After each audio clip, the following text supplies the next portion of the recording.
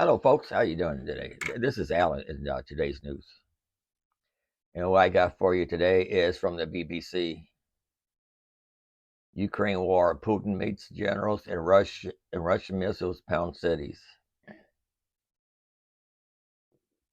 Russian President Putin has met his military chief on the same day his forces launched another wave of missiles at Ukraine infrastructure. Excuse me. Mr. Putin spent most of Friday at the headquarters of the Special Military Operation discussing ideas for what Russia's next move should be. It comes as some Ukrainian military officials claim Russia was planning an offensive perhaps early next year. Russian attacks on Ukraine power grid have plummeted millions into darkness. Footage from a Friday meeting allowed Mr. Putin flanked the defense minister Sergei, I don't know, and armed forces chief. We will listen to the commanders in each operation direction, and I would like to hear your proposal on our immediate and medium term actions. The Kremlin leader was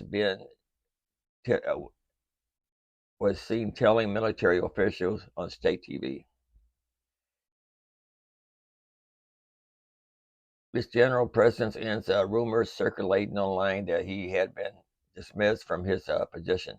The 67-year-old has been the target of intensive criticism from hawkish commentators who have accused him of being too cautious. Air Force General Sergei, who was appointed as Russia's commander in Ukraine in October, and was also present at the meeting. Photos released by the state show Ukrainian forces have made a series of major advances in recent months, including retaking Kherson, the only regional capital captured by Russian forces so far, and collapse of Moscow forces in eastern Ukraine earlier this year saw military bosses come in for sustained criticism from pro-Kremlin media figures.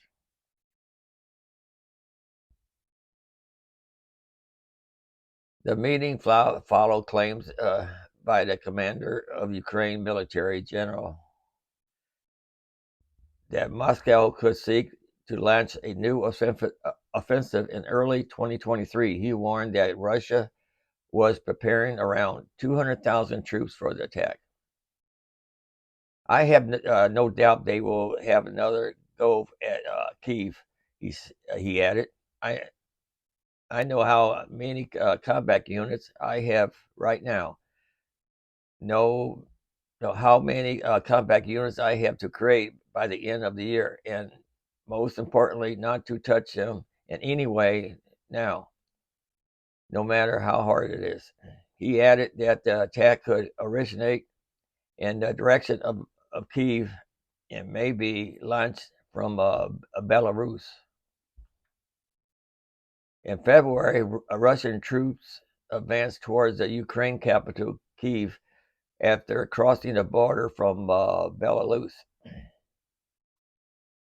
While the country's leader, Alexander, has repeatedly denied that his forces would join in the invasion, thousands of Russian troops are currently in the country, taking part in what the Moscow Defense Ministry called intensive combat training.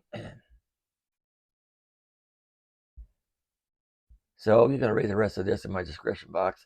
I've been trying to search about nuclear war because somebody asked me about it a while back.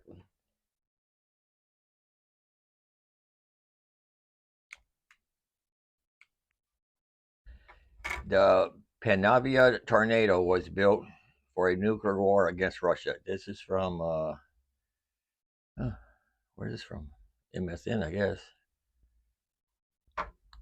It says, story by Peter Chulush. Panavia tornado history was given the sky sky-high cost of advanced aircraft development in the 21st century, multinational collaboration is quite common. Yet, it largely began in the late 1960s with the Panavia tornado as a tri-national effort between UK, West Germany, and Italy. Initially developed as an all-weather strike aircraft and inter detector dictator. The aircraft also served as the basis for a long-range interceptor and as a dedicated defense suppression warplane. Wonder how long this is. 3 minutes 40 seconds.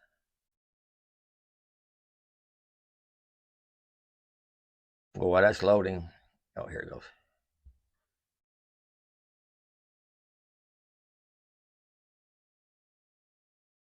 No sound. Okay, so we're going to stop this. First flown in 1974 and introduced formally in 1979 as the original devised tornado, was intended to serve as a long-range, low-level interdictator with primarily nuclear armament. One goal for the compact aircraft would be to use the nuclear weapons to stop the mass of Warsaw Pact forces that would attack NATO if World War III would break out. The twin cockpit aircraft feature a combination of variable geometric, fuel-efficient turbofan engine with thrust reversers and a large varied payload. The variable wings feature all metal construction with fixed inboard position and movable outer panels instead of ailerons. Spoilers were placed in each upper surface. The all-metal taffin structure also includes a rubber and low set of all moving horizons tail surfaces. Anyway, you can read the rest of this in the description box. And go 1945 there.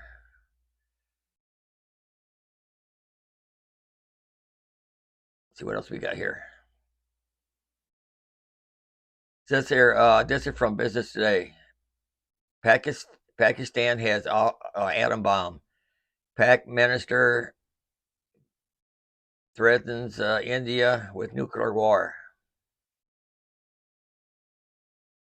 Pakistan minister on Saturday threatened New Delhi with a nuclear war just days after a diplomatic showdown between India and Pakistan at the United Nations. In a news conference held to support her foreign minister, she said India should not forget that Pakistan has an atom bomb. Our nuclear status is not meant to remain silent. We will not back down, and if needed arises, she said.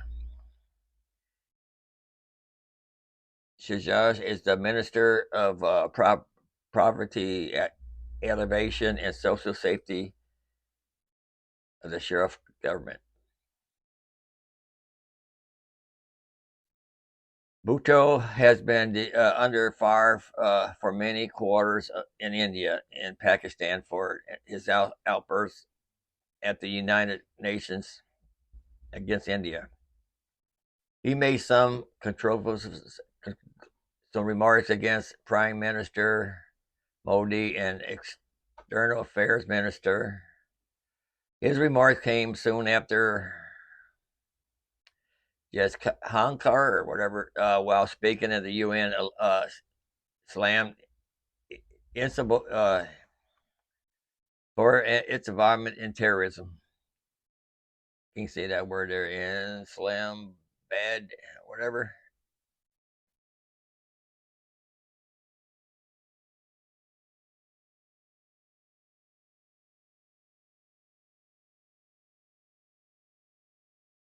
You can read the rest of this in my Christian box. I just try to pull up a bunch of stuff about nuclear war, the newest stuff here. Here's because I haven't heard much about North Korea, and that started worrying me. He's being quiet in the back steps there, just hiding in a little corner, probably waiting to see what's going on. It said Biden administration holding out hope North Korea won't proceed with possible imminent nuclear tests. It said despite this is from where's this from? Where's it from? The Washington Times. Despite fresh publications from Pyongyang, I don't know how to say it. The Biden administration is hoping North Korea won't carry out what would be its seventh nuclear test in first in 5 years, according to a top State Department official who says Washington is prepared to respond approximately if he moves forward. I just call him Rocket Man. If Rocket Man moves forward with a test that U.S. intelligence was warned may be imminent. A new nuclear test by Rocket Man would send tensions soaring in the region and likely force the U.S. and its southern South Korean and Japanese allies to respond.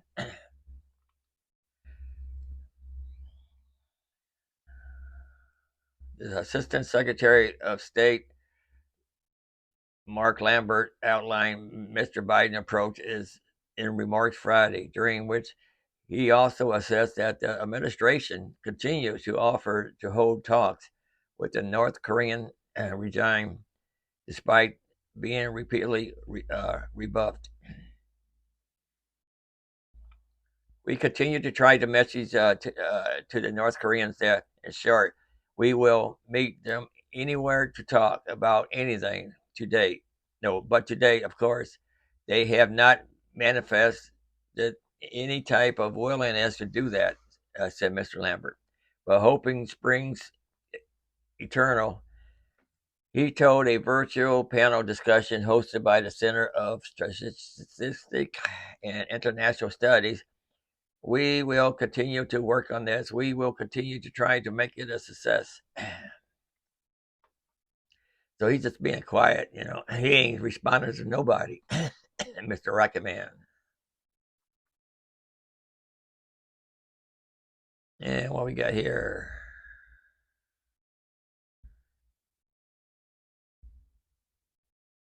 Okay, this is from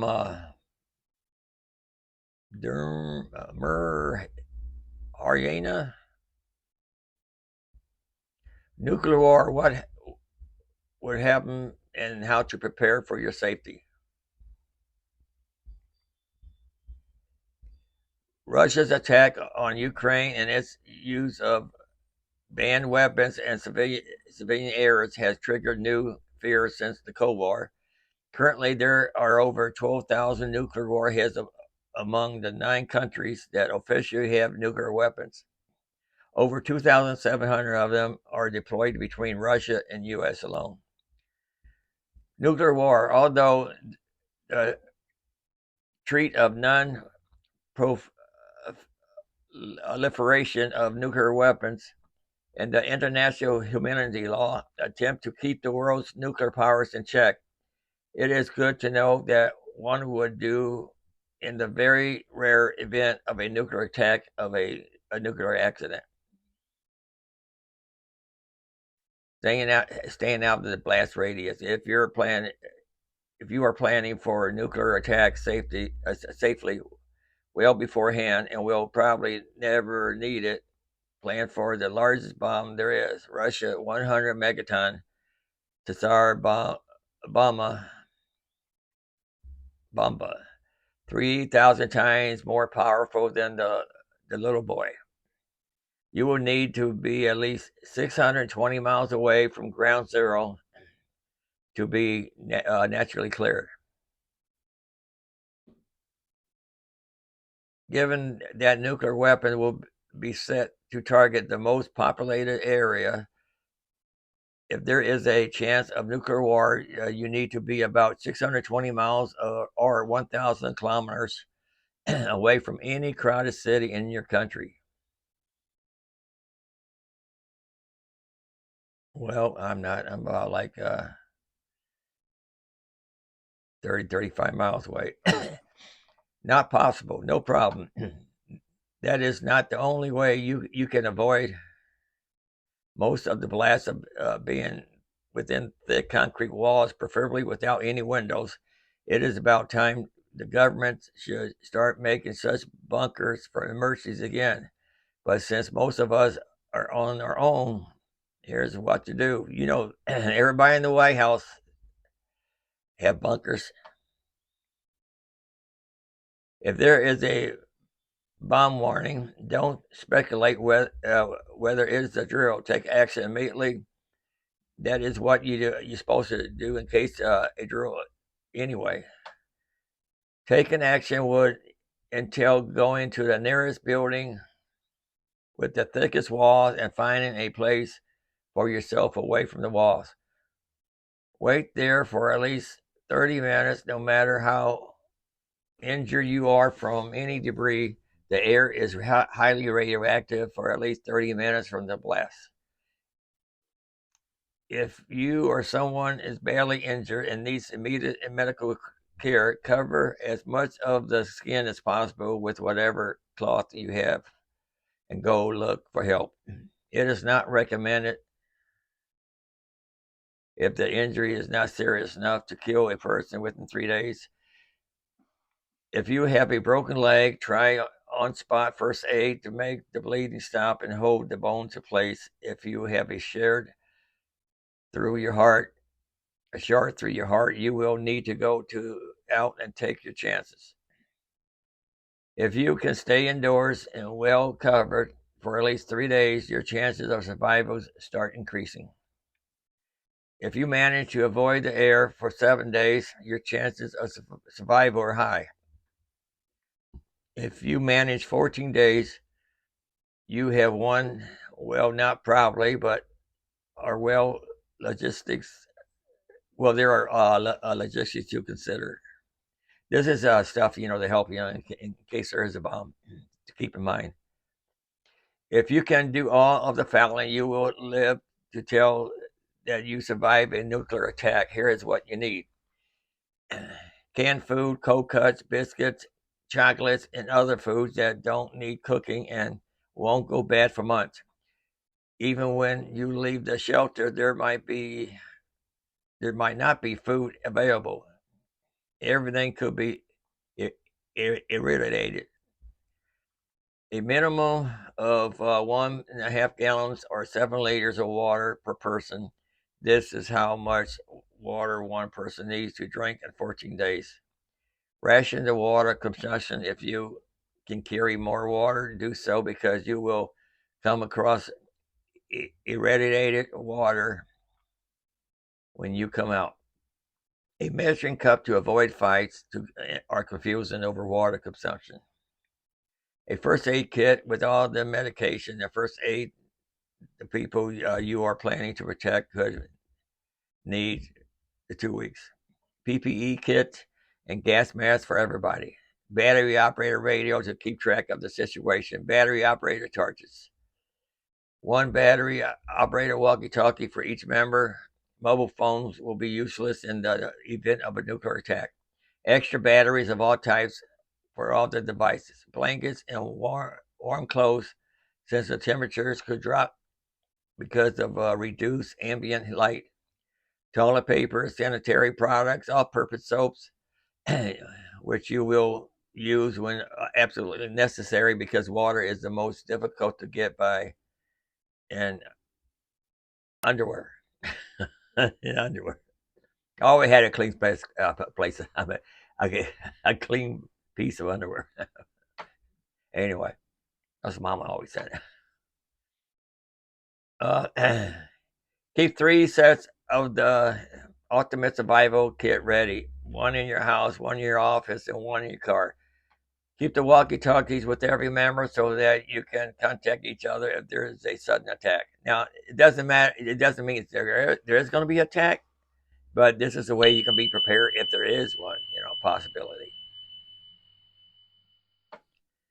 Disclaimer: these are tips for people who have a real theoretical probability of being under a nuclear attack. Hoarding essential item when not in need will not help you and will only add to the chaos and inflation. Start preparing early and stack up the product slowly so that there is enough for all. So this is just something to keep in mind in case we get close to one. If a war does break out, then you start preparing. That's what I say. There's no need to do it right now because everybody don't really want to go in war, but nobody want to back down either. Oh, I think I'm over my time limit. And see, let me read one more last one to you, not about war.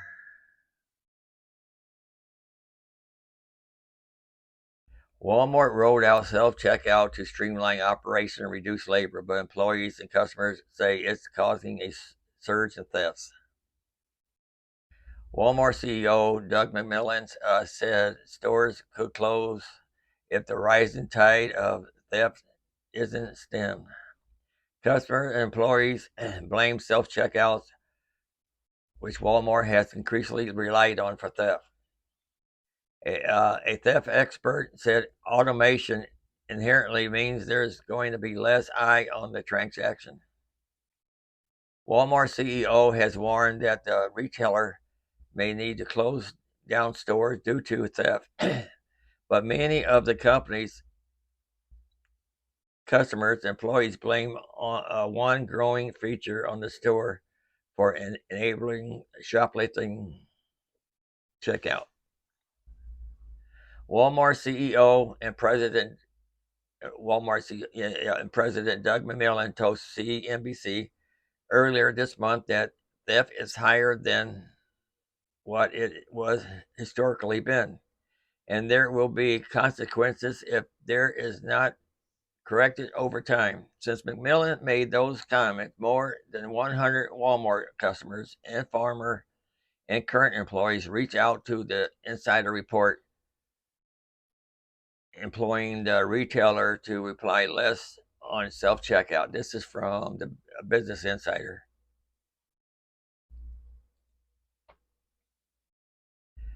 They need to hire cashiers again and do away with so many self-checkouts, said Mindy Stanley, a Walmart customer from Ashland, Kentucky. I say they are losing so much due to that. See, Walmart think they're saving money by turning to self-checkout, but they're actually losing money. So what's the purpose of it? They don't want to pay employees, but yet people are stealing from them more than what they would have paid employees.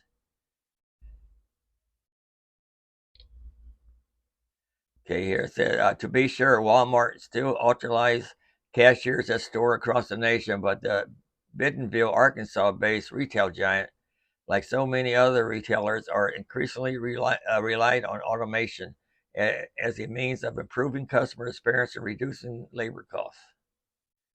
It may reduce labor costs, but bring up the theft costs.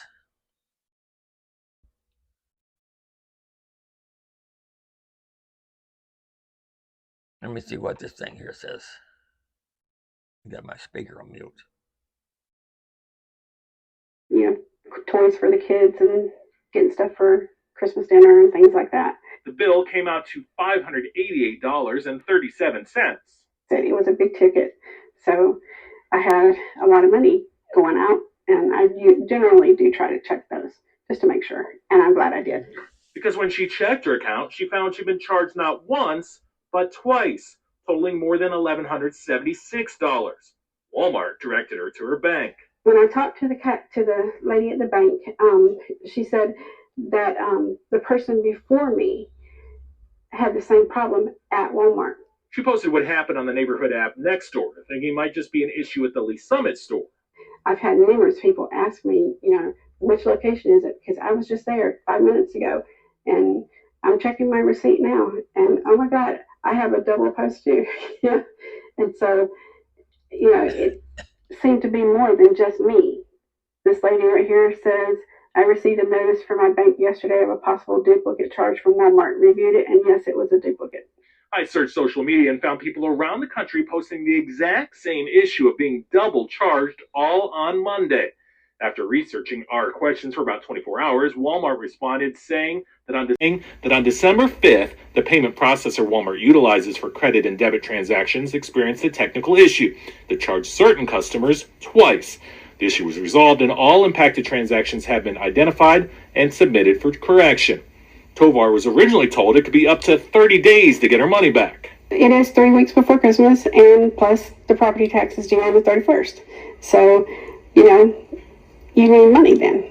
But is thankful to now have that $588.37 back in her account.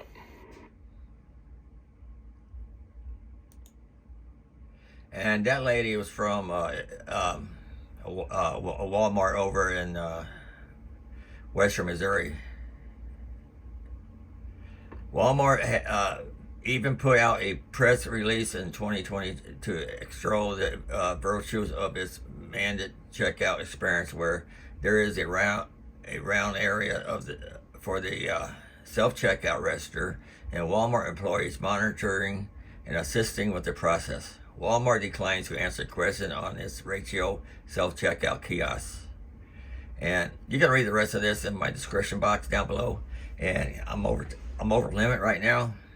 And I hope you have a good day. Comment, like, subscribe, share, and be careful with the Walmarts. See you later.